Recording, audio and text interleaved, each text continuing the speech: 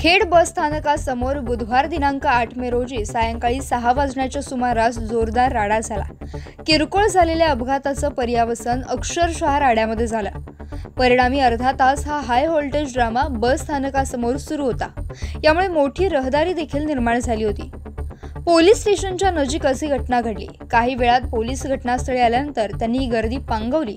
तसेच राडा करणाऱ्या परजिल्ह्यातील काही जणांना ताब्यात देखील घेतलं।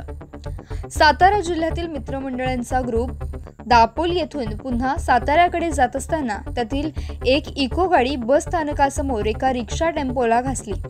या किरकोळ घटनेवरून त्यांच्यासोबत असलेल्या अन्य टेम्पो तसेच पिकअप गाडीमध्ये असणारे लोक त्या ठिकाणी आले।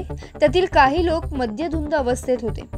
त्यांनी जोरदार राडा त्या ठिकाणी सुरू केला। संबंधित रिक्षावर लाथाबुक्क्यांनी थपाटे मारायला सुरुवात केली।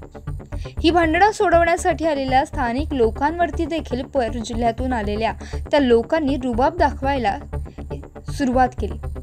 या राड्यामध्ये जवळपास 20 ते 25 मिनिटं बस स्थानकासमोर खेड दापोली मार्गावर चक्काजाम झाला होता।